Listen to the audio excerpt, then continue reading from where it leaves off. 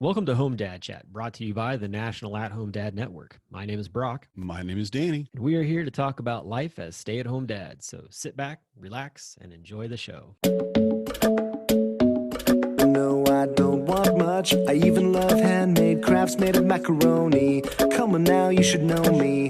Times I might eat too much. No worry about my weight, got the dad bod rocking on me. Sketches on my feet, cargo shorts look good on me.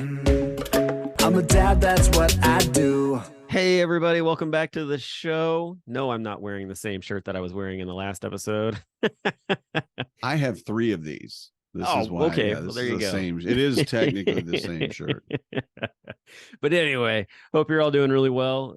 We are back for part 3 of HomeDadCon recap, where we're going to be talking about Saturday and probably the Sunday of everybody's sadness when we all head back home. Yeah. But still, it'll be a lot of fun. So grab your coffee, have a seat, and let's get into it. So Saturday starts up with a little bit of a later start than Friday, which is nice. A lot of guys, are out having a good time on Friday night. So Saturday's great to be able to not get right back into it. Saturday breakfast was very quiet. It was very quiet. Very quiet, very scattered. You had the guys who were like, I'm up, I'm ready to go. And then you had the other guys who were like, I barely made it down here today. I stayed up till not. And the beer share, and I went up to the beer share for just a few minutes the night before, and it was amazing.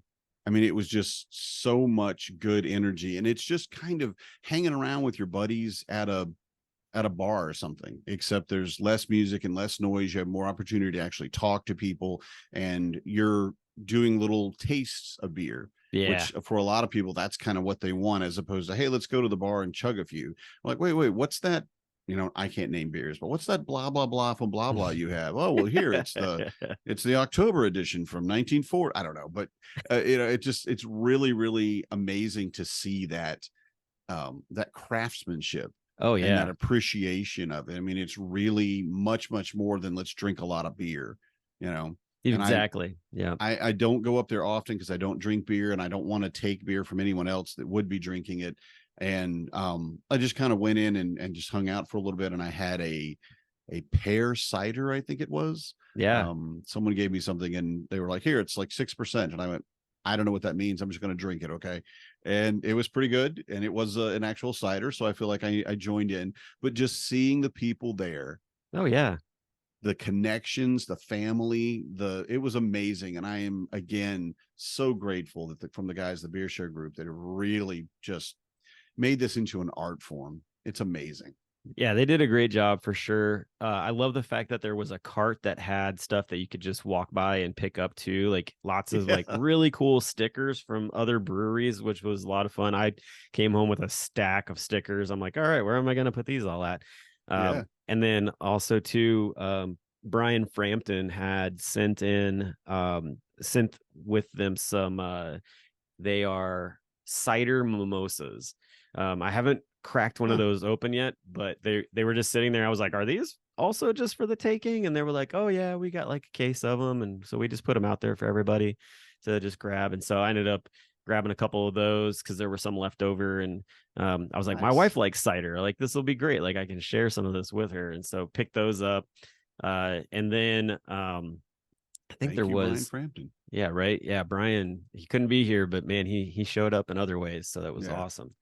So yes, they had that. And then also too, like there was this tons of like full cans of beers that you could just, and bottles that you could just grab out of the cooler and drink if you wanted to do that. And some guys were like, I really like that, and they just took they took one with them as well, and which was totally part of what it was to be able to take that stuff home and try it.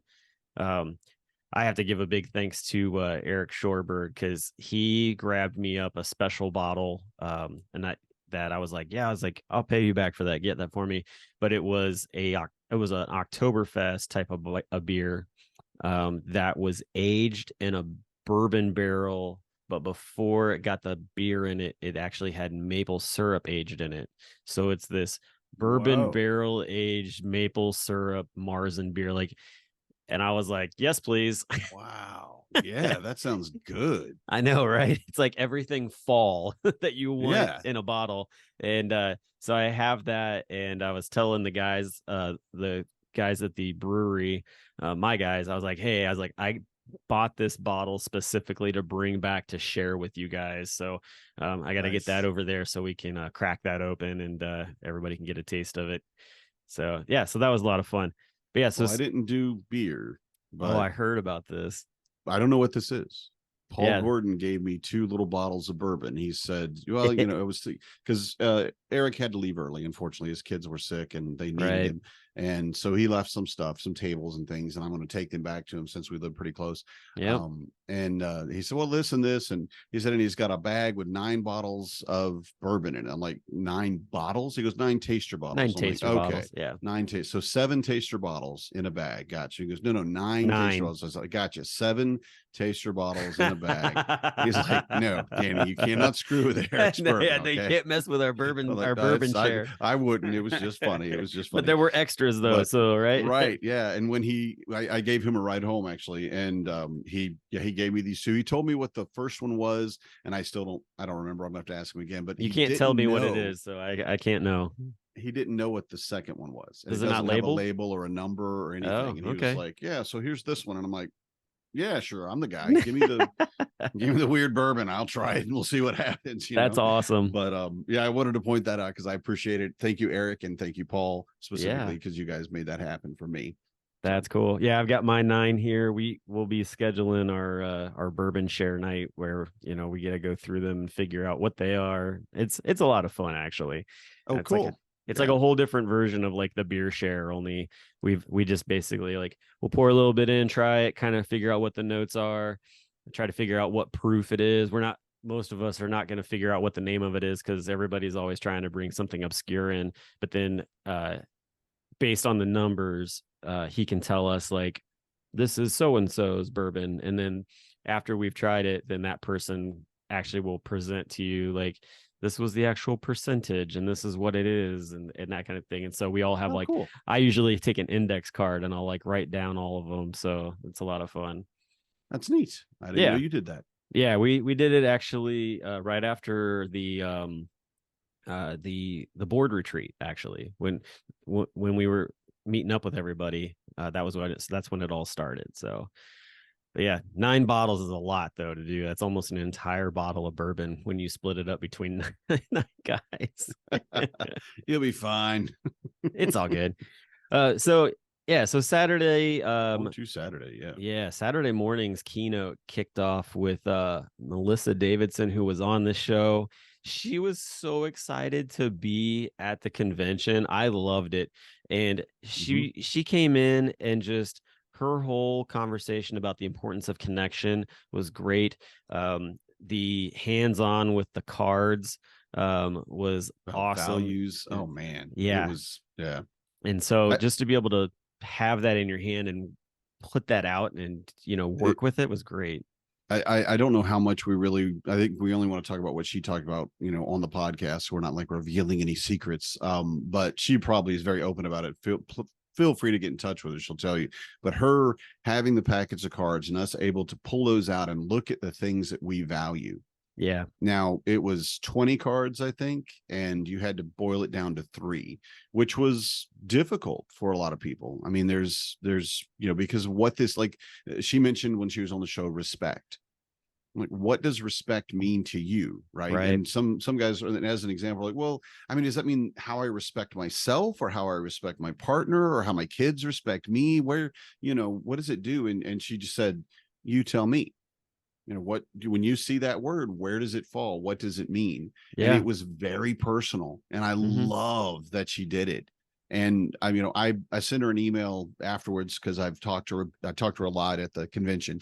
And I said, I can't be professional in this. I just want you to be aware. I just want to scream, Melissa, oh my God. And just I'm like, this was very well done. You did. She would receive that really well. So she did, fortunately. And she fit in so well at the convention. Yeah. And really made a lot of connections with a lot of people. And she was just such a boon to the entire organization, I think, and to the convention. But yeah, it was amazing. And I think anybody that needs to check out her, it's perceptiveparents.com, and she's also on LinkedIn, and just fantastic. Yeah, Seriously. definitely. So definitely a great way to kick off everything for that Saturday. And two, like, you know, because after that, we got ready for the annual meeting and to vote for new board members. And so that in itself, like, there's a lot going on there. we had a lot to take care of. Annual meeting went really well. I feel like, you know, we presented a lot of information. There were a lot of good questions. You know, we had it on Zoom so that guys could jump in and have conversations that couldn't make it there. And you know, the board voting went really well online, so that was good. But along with that whole time, we also at that moment like did some presentations, and this was, I think, the part that, like, it's always exciting because you're like, ooh, who's getting these things? But we started off with the Hogan Hilling Award. And the Hogan Hilling Award, we went through and had all of the people who were nominated for that, which I don't think I have that in my notes here exactly. I don't know if is it in here? No, there's the board people. I'm trying to look through my program. I don't think we had them in here. Oh yeah, here it is. Sorry. Nominees for Hogan Hilling this year were Joshua Bernston, Arvis Brackeen, Shannon Carpenter, Greg Clapp, Kyle Denny, Paul Gordon, and Eric Shorberg. All these guys have done amazing things volunteering for this organization, especially in the past year. And the winner of the award was Greg Clapp, who has done a ton. He's the Milwaukee Dads Group organizer. And he was the guy who pitched Milwaukee for us to come to, and did a great job with that. So yeah, every step of the way, Greg. If you hear this, man, I've told you in person, and I think you've heard it 1,000 times. But, oh my God, you knocked it out of the park. Everything. Yeah. And him and partnering up with Keith Nagel to run things, like, probably one of the smoothest run conferences in a long time. They meshed well. Everything was running so smoothly, and even if it wasn't running smoothly, most people didn't even pick up on it, honestly. I think it was little well blips done on the radar. Yeah, well done. So that was that was the first one. And then for the second one, we actually had a brand new award. I don't actually, with this one, we don't actually have the nominees on here for, because we had to keep it a secret. Yep. Which is fine. It'll be on next time, but next year. But we created an award called the Al Watts Alumni Award. And the reason that we created this award, the board did, was because we have dads who maybe they're not active as much, but they've done a ton of things in the past to get us to where we are. And some of them are still doing different things, but we wanted a way to honor them, because from time to time you get somebody who says, hey, like, this person's done a lot, like, let's get them in the Hogan Hilling. And Hogan Hilling is sort of like, what have you done? Like, it's sort of the, what have you done for the organization lately type setup. This last year, usually year or two. Yeah. And the Alumni Award is sort of like a culmination. It's like basically like a legacy award, I guess, is another way to put it. And so we named it after Al Watts. We did not tell him we named it after him until he got to see it, and which already sent him into tears. And then we went through the nominations for that, and guys that were nominated, of course, we had Al on there. We nominated Shannon Carpenter, Greg Washington, forget who else was on there. Hogan Hilling, I think. Hogan Hilling, I think, was on there.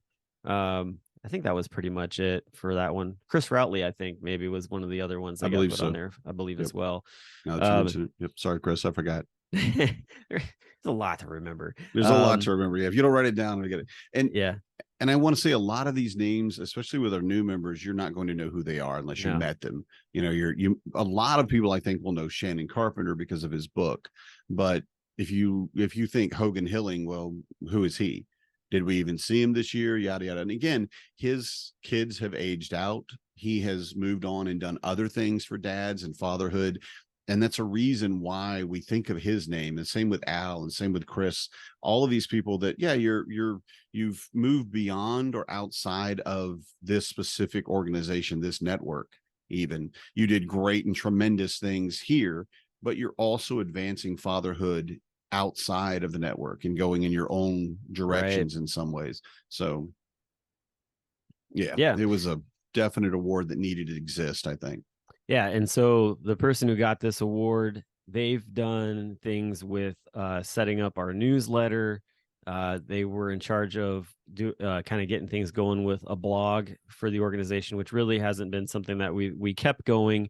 But at the same time, like, he also was my mentor for social media, getting things put in place for that, and also the newsletter as well. And so Shannon Carpenter was the recipient of the inaugural Al Watts Alumni Award, and he was of course like surprised as all get out. It was so funny too because he was dressed up, but he was dressed up for a completely different reason, which was even funnier. Like, he was dressed up for the Turf Valley filming that they were doing prior to that. Slacks and a purple shirt and a black vest and sandals with black socks. I'm not kidding.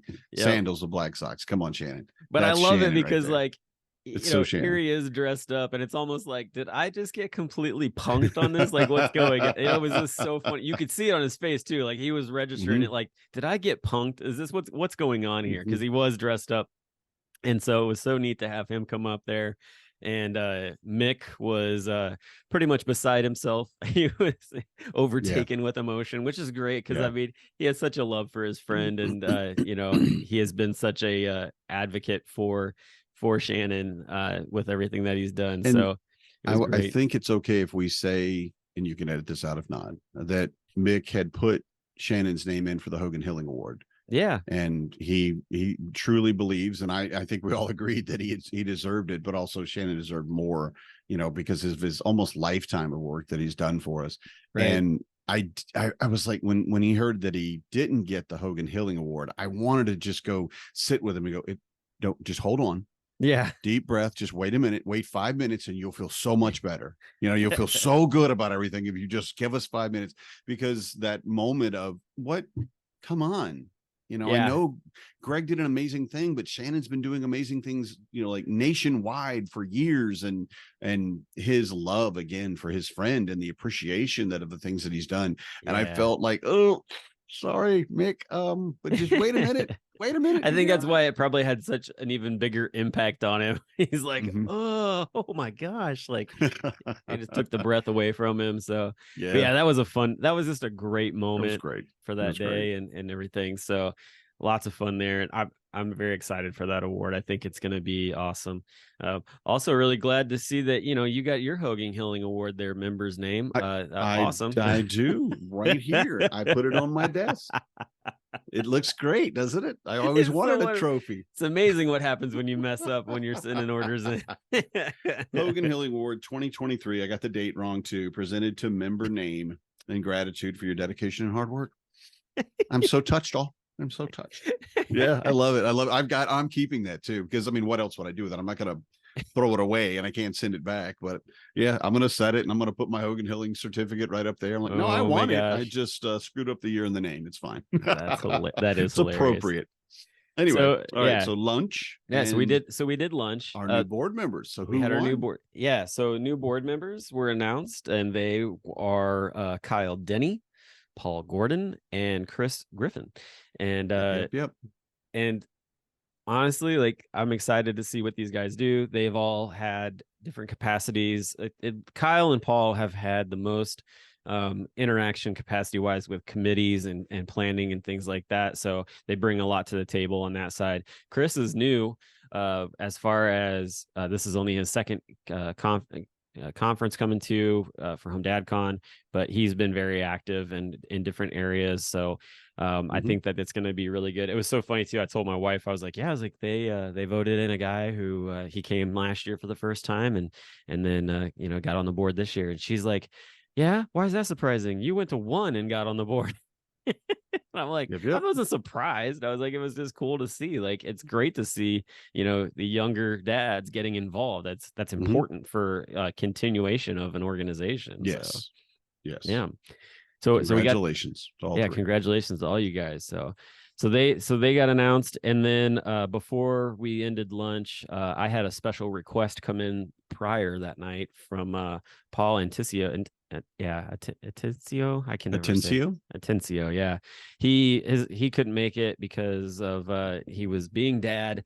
Of course, family comes first. His daughter was turning 10, and her birthday party was on Saturday, and so he messaged me and was like, "Could you guys sing happy birthday to my daughter?"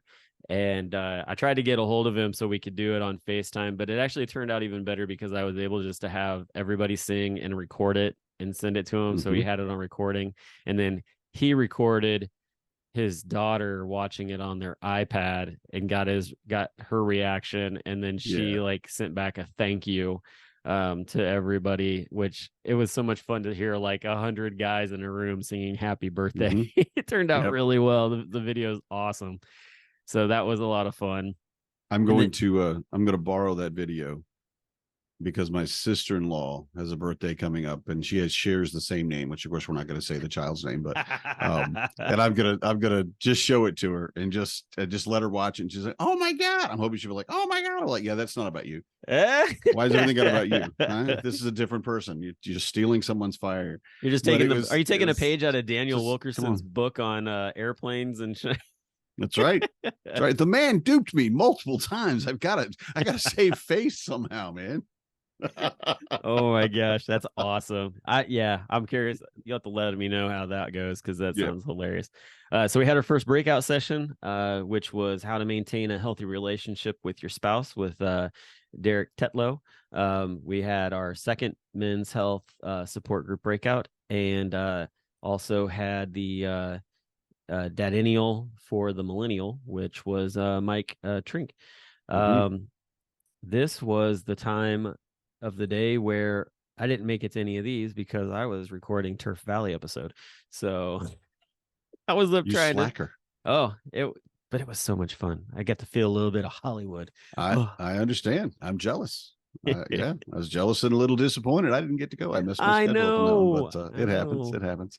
But I was looking forward to hearing Derek Tetlow again. He does do a meditation session for us every convention, or has for several conventions. But more importantly, I've talked with him a lot over this last year. He and I both have ADHD, and we cannot have phone conversations or video conversations unless we have a committed hour for 10 minutes of talking.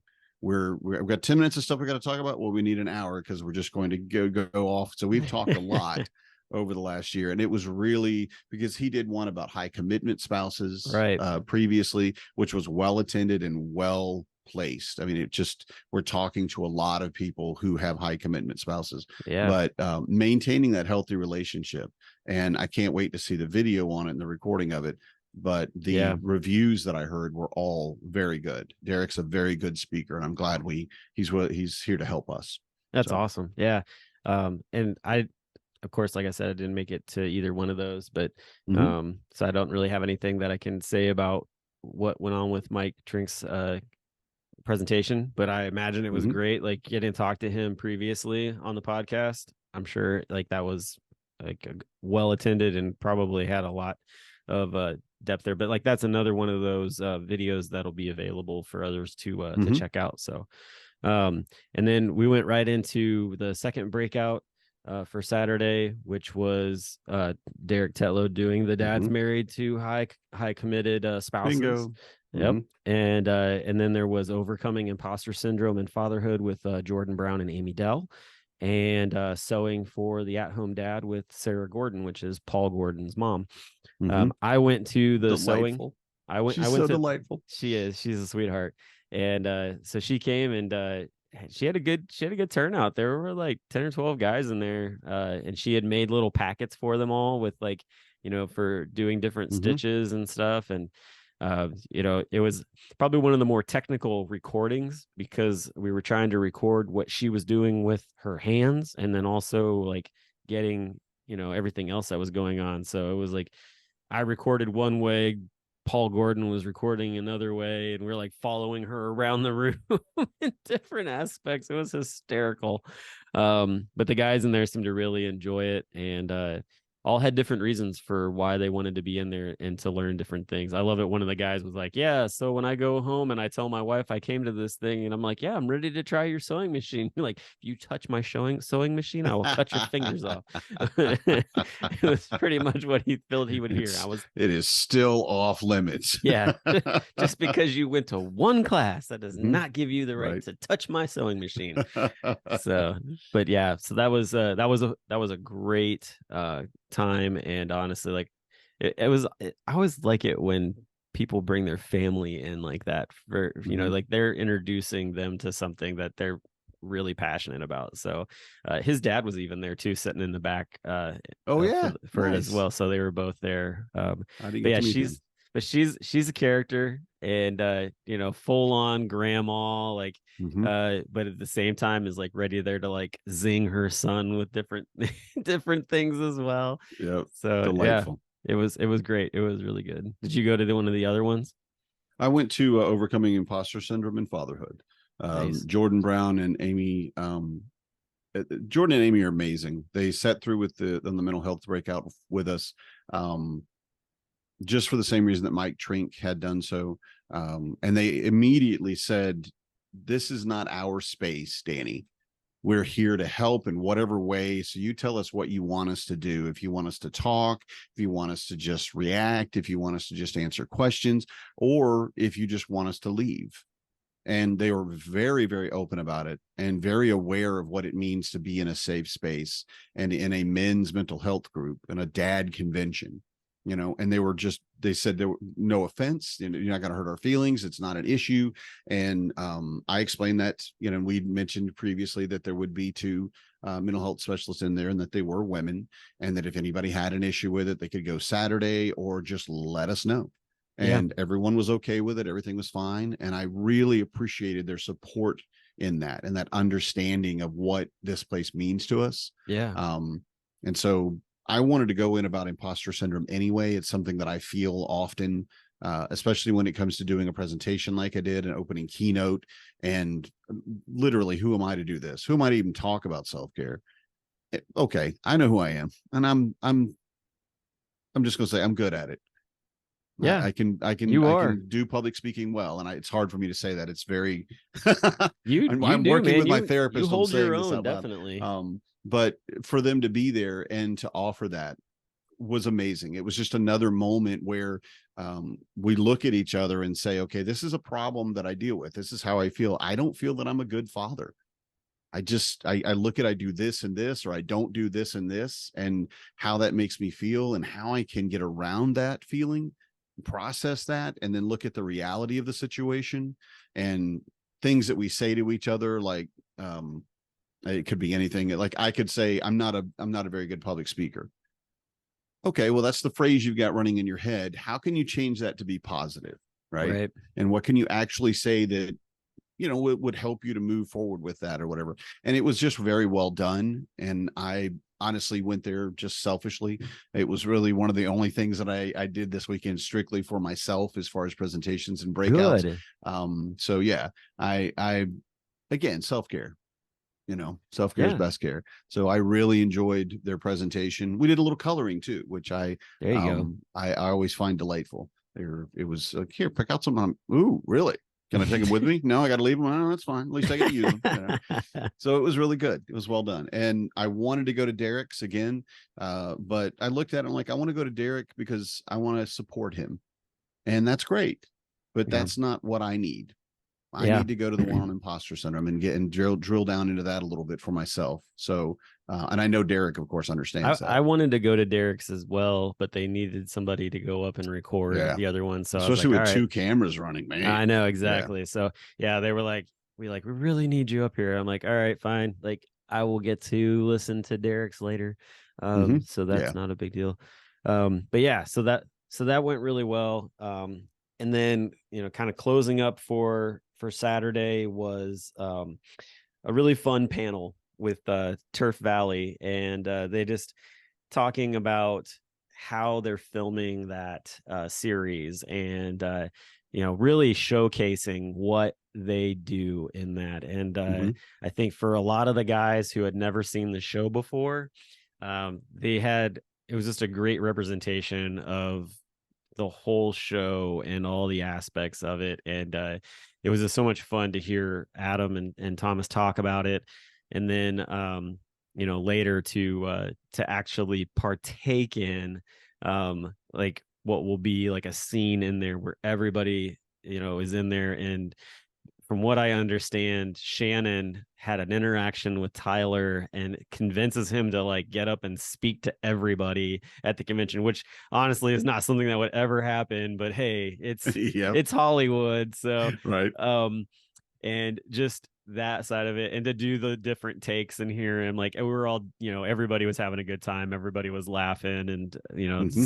it was a lot of fun. And I'm glad that they came and they actually like wanted to include us, and like just the same as we're trying to like boost people's signal, like that's their Mm-hmm. thing, like they're wanting to come in and boost our signal, which is so like just it's kind of mind-blowing, like you're like, man, like they really Yeah. want to get behind us and just scream from the mountaintop, like love it. Yep. So great And relationship being built there with them. I'm hoping that they will send us all of the stuff that they don't use, all of All the the deleted unedited, scenes. all the deleted scenes, all of the, all the attempts. And I don't know how, much they'd want to publish that kind of thing. But I love that whole session of us just yelling out things to Tyler, and he did. Yeah, So of course he's an actor, so that's what he does. He's very skilled, but his ability to kind of ad lib with it and roll with it, and it was just really, it was a lot of fun. he And I reacted to all hope of it that, really well. yeah, he did. He really would. He really, and it was just like, oh yeah, that, and then he throws it in, and it was good. I like it. I love ad lib stuff. It's so creative. Yeah. So, Oh, definitely. So that was a lot of fun. And then mhm. to kind of end the whole day and wrap things up, Jonathan Heisey Grove got up and just presented a closing remarks, and it was his final presentation as president of the organization. And Mhm. he did such a great job just walking through his time in leadership role, and just being able to share what that meant to him, and kind of the things that he went through, and then also too to show like what the org has gone through. Like it was just really well prepared and well delivered. And I would expect nothing less from him, honestly. Like he's a very well organized guy, and but trying to make everybody like squint tears out for sure, Mhm. because he definitely was pulling on the heartstrings. Yeah, he didn't have to try with me. He got a standing ovation, Did get a standing and ovation. I Yeah. couldn't stand up. No. I was just sitting there crying and clapping, and I'm just going to cry again because I'm going to miss him.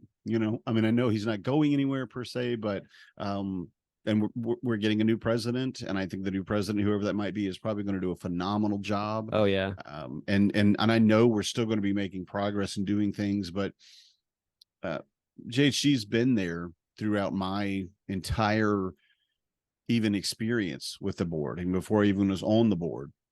Yeah. And him, and you and Charlie, Yeah. and I understand these times happen, but yeah, I'm gonna miss you all. So Yeah. No, definitely.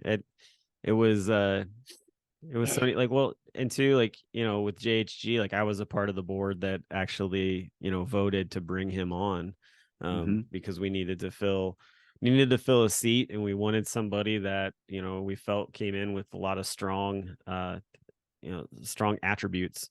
And mhm, I'm so glad, because he turned into to be so much more than what I had thought. Like I would, it wasn't like I was voting him in because I was like, oh yeah, like he's gonna be like the next president, or even like in a power position like that. But he stepped in and just was like, it was obvious, like he was going to fill a greater role than just a seat on mhm. the board. So Yeah. yeah, very very happy with that. And then you came and surprised me with a Stein that was at the beer share, uh which I love. Like it's so cool because it's Drew Estates, cigar company, beer stein, and Yeah, it's legit. Like it it is is a legit. And legit beer stein. Sergio was telling me about how you normally get those, like how those, and because the pricing was not like huge on that one, let's say.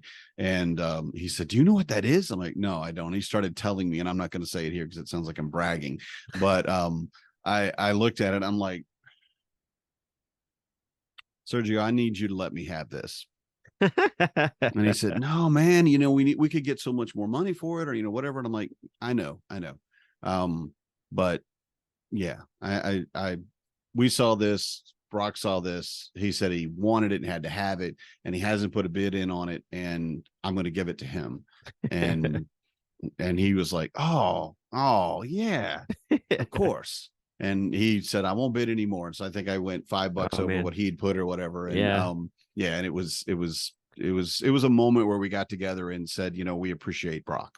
We want to point that out. It was very kind and very unexpected. So like, yeah, Good. well, and I love my cigars. I love German heritage. Beer steins are awesome, and Yep.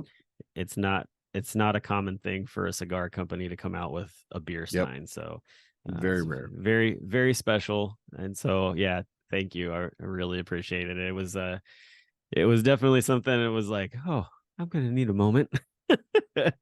Well, good. So, yeah, you're welcome, and I love you. And thank oh, you for all you've done. thanks. All right, now we gotta stop. No, I was kidding. So yeah, so that was where things ended for Saturday, programming wise. Everybody kind of dispersed. The board and people and some of the volunteers broke down the main room. And guys sort of dispersed amongst the city to go eat at different places. Charlie and I, we've been talking for a while about the fact that we wanted to honor CJ Trader after his passing a couple years ago. And so we went down the street to the local Irish pub and ordered doubles of Tullamardoon Irish whiskey and sat there and drank those, toasted to him, and watched the beginning of the Notre Dame Ohio State game. And then very cool. And then when everything was situated, met up with the board across the street at Oak Barrel for some dinner. So that was nice. And then you had board games you had games in the main room during the night, and the beer share going on. So it was just a great kind of wrap of everybody getting to just enjoy the last night together doing fun things. So.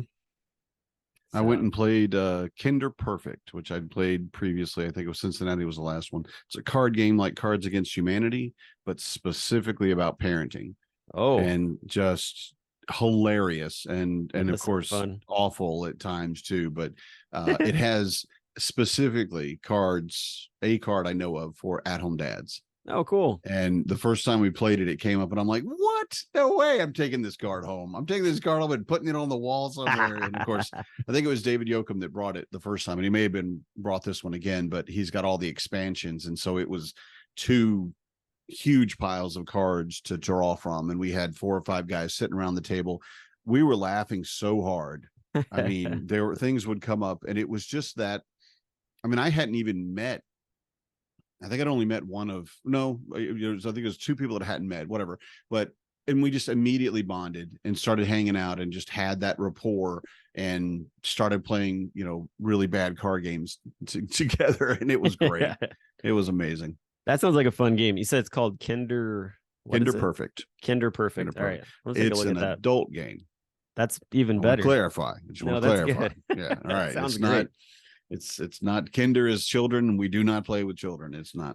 No, that's great. No, that sounds like a fun game though to play with some of my friends here in town. Anybody with kids. Yep. Yeah.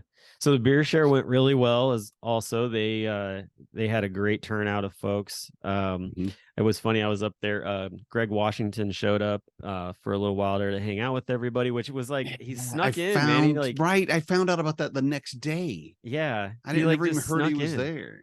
Such a punk. That's all right. Yeah. one of the things I thought was funny was there was a person who I saw where they tried a mead for the first time. We had there was some mead that showed up, Yeah. and this person had never had it before. But they're like role playing person who goes to like Renfest. They've never had it, and they were like, "Oh my gosh, this is so good." I'm like, "Yeah, if you've never had mead before, you're missing out. Like Mhm. that is a necessity of life, or Yep. as some were saying, it's a nectar of the gods type of deal." Mhm. And they're not wrong. It's so good. But that was awesome that they had. It wasn't just beer; like they had other things there for people to try, but they were all very special. The funniest part was they had a huge, I mean, massive bottle, like one of them big champagne bottles that's like 2 foot tall or something crazy like that, that had a special beer in it. And The Magnum, yeah, right? yeah. Yeah. And Yeah. instead of auctioning it off, they decided to open it up and just share it with everybody in the room, which was such a cool It was experience. good. The only thing I tasted though. It was good. Yeah. So that was a lot of fun. But the beer share in the end, man, they ended up raising, I believe it was over $6,300, Mhm. which is just mind blowing because that's along with what already is sitting in the share fund or what is sitting in the scholarship fund that goes in there too. And the committee is we're so excited to be able to just have that and really just be able to hopefully bring a lot of guys to Yep. the convention, and so that's really exciting. Mhm. But yeah, the committee, they did an amazing job. That I don't know it. We could have a whole nother show about just talking about them, honestly, like because Mhm. it was so great what they Agreed. were able to pull together. But they worked their butts off, and Yep. for such a great cause. Agreed. Yeah. So that was how things ended for the convention itself. Midnight struck, and it was sort of a do your own thing, and there were guys who were up late talking. I know I heard guys like I think Quetzal had to leave at like Uh-huh. 4 o'clock in the morning, and he was up talking to Paul until like 2 and like Yeah. packing and whatnot. Like, and he never even No told Paul sleep. the entire time. He's like, "Oh yeah, I got to catch a flight like in a couple hours," type of deal. Yeah. But just there were lots of guys like that, and you know, it it was it was just a great time. And Sunday morning, is always a sad time because you say goodbye to everybody, but it was so nice to just have that moment to have some breakfast and jump in a car and either catch a plane or drive home or whatever. And yeah, I had some moments where it was definitely a tough convention for me in different areas. I remember on Friday, my wife Corey messaged me and was like, "How's it going?" And I'm like, "Or are you enjoying your time at the convention?" And I said, "No, I'm not actually enjoying my time at the convention. It's been a really tough day, just a lot of things going on. So, but it turned out really well. It took a little bit more to grind through it, Mhm. which I think Yeah. happens from time to time. Well, and I don't think, as much as we talk about the convention, how wonderful it is for us, it's run by volunteers. We're all human. We all make mistakes. Right. And a lot of times we just miss things, Yep. and even if especially if we're tired, if we stayed up too late, or whatever it might be, that, if you talk to me before I've had breakfast, I can probably talk to you and not get grumpy, but realistically, I'm just going to shut my pie hole and eat, and Yeah. then I'll be an okay person. But times like that, and we have those all throughout the day, and just, we're not perfect. Like I said, we grind against each other sometimes and ruin Yep. somebody else's day and don't even mean it. But I think that's the thing, is we don't mean it, and hopefully Exactly. your overall experience is always positive. Yeah, it definitely was. So that's the main point of it, is that it turned out to be good. It had a lot of energy involved in it. Mm-hmm. So, and then drove home, took a bit there, took one of the new attendees who lives in Indianapolis to his place. Cool. And it was just nice to have somebody in the car for that drive. Mm-hmm. And we stopped at the cheese castle on the way down and picked up cheese curds and some other things because Like you do. why You do. not, so I was Yeah. like, I came home with the Wisconsin essentials. Hot dogs that were made, deer hot dogs, so meat, Hmm. cheese, and beer. I There you had the go. trifecta. Yeah. Yeah. Yep. You're set. All you need is a football game, and you're Well, I had living that in on Sun. Wisconsin. I got that on Sunday too That's because it. we had, Perfect. or sorry, Monday night. My bad, Monday night. I got the Bengals game on that Monday night, so Perfect. The all good perfect there. day. But yeah, and you drove home as well, right? Hmm. Yeah. Yep. I took Paul Gordon home. So went to his place first, dropped him off. Was glad that I took the Suburban. He Yeah. did have I think like 3 coolers, and then I had two tables for Eric and a box for Eric, and then Paul's bag and 2 bags of golf clubs and a Oh whole yeah. bunch of stuff. And I'm like, yeah, it's a Suburban. It ain't no big deal. We can put, yeah, we can get somebody else in here. It's not a problem. So I was really glad to have brought it. It was a concern of mine as far as gas mileage and parking and all that other stuff, but it works great. And it did exactly what I needed it to do. So I got to take Paul home. We had a good conversation on the way home about a lot of different things. He had some venison sausage that he had made Yeah. and brought to, and he had extra. So he gave me like 5 meat sticks, and I've eaten 4. I was going to say, and the big old thing of sausage, which I'm not opening until tomorrow night, I believe, when my wife and I are going to sit down and watch a movie together, and I'm going to do a charcuterie with, and Yeah. she's like, "Are you sure we can't just go ahead and eat that?" Because she loves venison sausage too, and I'm like, we can, but I think we should wait. And Listen, lady, I'm trying to make this special, okay? right, yeah, I'm trying to give us a moment together, right? Yeah, right. Yeah, and it was great. It was delicious, and I can't wait to eat the rest of it. And I think we will hurt ourselves if we eat that entire thing Ooh. of sausage, because it's a big one. But at the same time, I'm looking at it going, I don't want to end up halfway through the movie and like, I'd like some more sausage. Oh, we ate it all yesterday, so Sounds like one doing of what we're those doing. ones where it's like you just grab it and you just like bite out of it and drink beer at the Hmm. same time. You're like, this is Yep. mine. And some cheese, yeah, get some Yeah, squeaky curds, and there you go. Exactly. can't wait. Well, to finish things off, I think that we'd be remiss not to mention where we're going for next year. Mhm. So for next year, we will be in St. Louis at the Drury Hotel, which is right beside the Arch. I mean, like Right right beside on it. it. Like Yes. like if you see any pictures where it shows the city in the background, the hotel is right there in that Mhm. background as well. There's a balcony that you can walk out on and just basically sit there and like look right at it, which is going to be amazing. And the dates for that are going to be October 17th through the 19th. If anybody heard anything different, we had some things come up after we announced it the first time. And Keith and the guy and the board did their due diligence to see if there was any way to switch it, and they were able to make that happen.